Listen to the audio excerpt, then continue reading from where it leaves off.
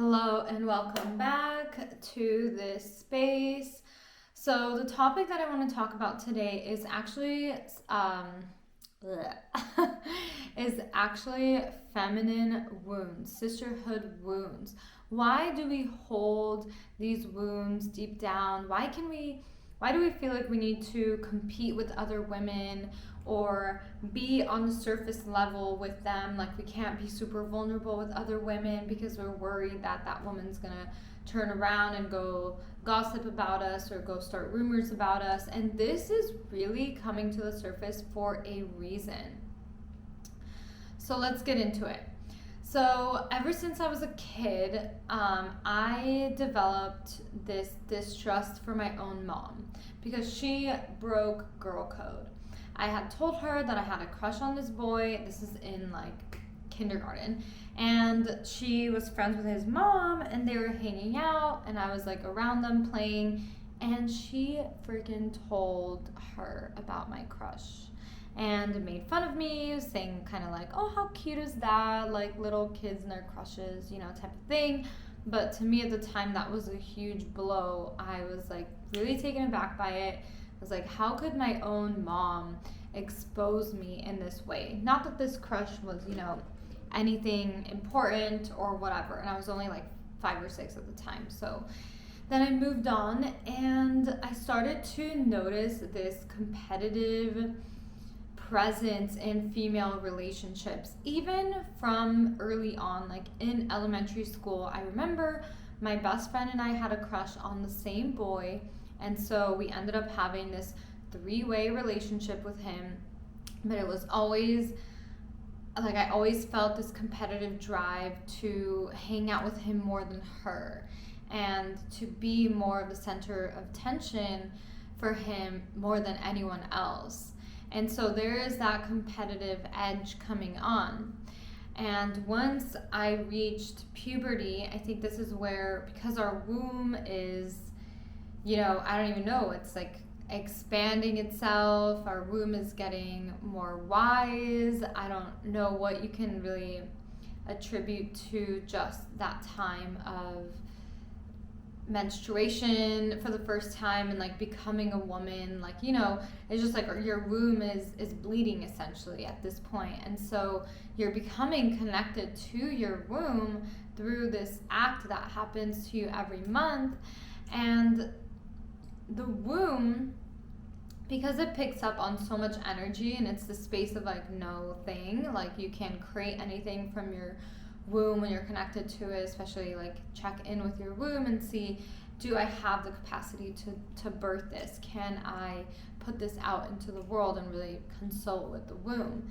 Now, the womb communicates with other wombs. And so this is why I want to say it's not sisterhood wounds, it's actually sisterhood wombs. Because the waters that are in our wombs communicate with one another. You know that when your period syncs up with your sister or your best friend or your friend that you talk to every day, but she lives across the country. And so that's how you know, like emotionally, like we are very connected. Every woman is connected to every woman. We are connected to our future daughters as the same way we are connected to our grandmothers. We are connected to any woman that we come across because we all have this womb space. And so there is this distortion in reality that tried to get us on the other side, on that competitive side. And this is where reality TV comes in, just seeing all the drama that happens between women, even on like the Kardashians. I've only seen like 2 or 3 episodes in my entire life, but I feel like every episode that I've seen, the sisters are arguing with each other, fighting with each other, throwing things at each other. Like there's always some kind of drama there. And as we know, I believe drama is trauma. Trauma is drama. So anytime that there's like a lot of drama that's being stirred up, that is traumatic and it's being stored in our water body. So where is our water body? A lot of our water ends up being in our womb space, and that's our connection to to the feminine. And so a lot of wombs have been essentially shut off. Women have shut off from their feminine essence, from their feminine nature, because they are in this competitive thing, which turns them into just overly processing out of the masculine. And so they lose that femininity, a little bit of it, because they are so out there with that competition. And competition is really like a lack mindset. It's like a scarcity, because you think that, oh, I gotta try harder, oh, I gotta be prettier, oh, I gotta get my nose job, I gotta get my hair done, I gotta get this and this. Like, it's consumptive, because you're constantly seeking outside of yourself. And that is not at all the feminine. So this is where the distortion lies. Because instead of seeing another woman and being empowered by her and seeing her in her essence, in her power, doing her thing, we have been tricked and lied to that we need to actually compete with her. We need to talk her down, take her down from her podium, even though she's up there earning her right. We feel this like lower feminine to like pull her down, to expose her, to call her ugly, call her fat, and all these things that we've been absorbing through our environment just growing up in these ages. And it's time it comes to an end. So working on our sisterhoods, clearing our sisterhoods, it starts from within ourselves. Only once you truly love yourself, you will know which friendships need to be cut, which friendships are not bringing value to you as a woman, which friendships feel competitive. I had a friend a couple months ago that I had to end our friendship because she couldn't listen to my opinions. And so I said, if that's how you feel, I'm not gonna censor myself. Like, I am gonna be myself regardless, and you either love me for that or hate me for that. Like, there really is no in between. And so I had to cut her off. I had to let her go. And obviously I still wish her the best. I still send her love, and my womb sends her love, because I see her as a reflection of me. She is me in a different stage. She is me seeing through a different lens. And so the real way to heal the feminine is to come back to our own womb space. Once again, love ourselves. And when we love ourselves, then we can give love out to others. So when a hurting fellow woman comes to us asking to be seen, asking to be held, then we can provide that space for her, because we don't see her as competition. We don't want to break her down more because she was once above us, or even if she's coming to us, with excitement, with fullness and all of that, we want to see her in that, even if we're not feeling it ourselves. Instead of being competitive and thinking like the whole evil eye thing of like, oh, I hope she fails. It's really like such a simple thing. It's like, just be happy for her, even if you're not happy for yourself. And that can only come once you've been doing the work yourself, once you've been doing the womb work yourself, and really honoring yourself as a woman, remembering what being a woman really means. Being a woman is so powerful. We are nurturers, we are healers, we are teachers. We are here to have the sisterhood and lean on each other. We are equals. There's never supposed to be a hierarchy of this woman made $1 million, so suddenly she's above me and everyone else who didn't make $1 million because, she knows more, or whatever you choose to use as your hierarchy. Some people use followers. Some people use, oh, she has a man, so she's higher up than me because I haven't met my equal yet, or I haven't met my partner, whether that's a man or a woman. And it's just, we have to drop it. And it's really so simple if you think about it, because when you see yourself in that loving light, you can't imagine having hate for another woman, yet it still exists and it's still being perpetuated on the daily. I still see it in my own mom, just the way that she struggles in her female relationships, and it's really sad because women of her age, um, they don't see it this way. And it's really our generation that's starting to unravel this, because they still see it as very competitive. They will, like, my mom loves wearing skirts. She loves, like, showing skin, and power to her. She has a great body. She should be able to do that. But she has women around her who hate her so much that they project out their own insecurities, and they tell her, oh, you're too old to be wearing stuff like that. Where, it's not any of their, it's not their space to say anything. Neither will, like, my mom, take that well, because it's like, how do you say that to another woman?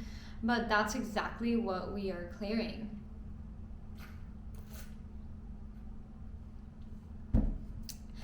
And I think it's important to go back to the place where we were when we became a woman, when we started our bleed, and check in with where our consciousness was at. Check in with what changed. That what happened from when we were innocent, pure girls to when we became women. Did we start to see ourselves in a darker, negative light? Did we start to compete with other women? Or did we really open up this capacity for love and for nurturing? Because, it could be a little bit of both. I know I definitely have had a little bit of both in my own life. And the last thing I wanted to say on this is that our own womb determines whether we can hold space for another woman. And that's that same thing, right? It's like the wounded feminine and the full creatrix, the full embodied creator feminine, the feminine that knows she is all powerful, the feminine that can do anything. She can, work as hard as a man, or work not as hard, just whatever. Going on a tangent there. But it's when you've cleared your own stuff, you're able to show up in this way. And I think this is really important for all women now, because we have so many healers, so many coaches, so many teachers that have incarnated on this planet at this time. And we're really here to activate that in other women, and to be this powerhouse of women leading this movement forward. It's not just one woman that's going to lead. It's going to be, hundreds, thousands, millions of women that choose to come back into their power. And when you feel like you still have your own stuff going on, you're still getting triggered over other women, you still can't handle seeing a woman full of success, full of growth, full of abundance, because you yourself are secretly denying that within yourself. And that's the opportunity for you to come back into yourself, really hold yourself, hold your own womb, do your own work before you are able to hold space for others. Because if you still have like that stuck energy within your own womb, your womb space is not clear, your womb is not going to have the energy to hold space for others. So we cannot bypass this step. This is a necessary step. It's a remembrance of sisterhood. It's a remembrance that our womb is connected. We are all fractals of the same God. We come from Holy Mother and Holy Father, the feminine and the masculine. So we all have a portion of this womb. We are all a fractal of this womb as women. And this is responsibilities really that we need to uphold for future generations, so that we really align with what it is to be a woman. And once again, you know what that looks like for you. You know what that feels like for you. Some women like to be very soft. They like to lounge. They like to be surrounded by beauty. Other women like to give speeches and like TED Talks and interviews. And, it can manifest in so many different ways. And I'm literally getting the chills right now, because I don't think that we need to fit one narrative or one box or one archetype, essentially. Like, we are all of it. And it's really just about connecting with our womb space and feeling into what feels natural for us. Where can we give back? How can we give back? How can we do that? How will that feel? And yeah, I just, if you've watched this far, I want to just honor you as the beautiful feminine powerhouse that you are. And I want to thank you for doing this work and for clearing all these barriers, these preconceived barriers that have been placed between us and other women, because we are all extensions of one another and we need to stand strong. And once we come together, we start building these communities, these sisterhood circles, these healing groups, these families, this nation that we're all creating. It's just, it's so beautiful. It's so beautiful. Like, it gets you like really in the heart, because that is what we're here for. We can create whatever we want, but once we come back into our own essence, into our own clearing, that way we don't see competition and we really zoom in on what we're here to do. Anyways, thank you guys for watching. Take care, and I'll see you again soon.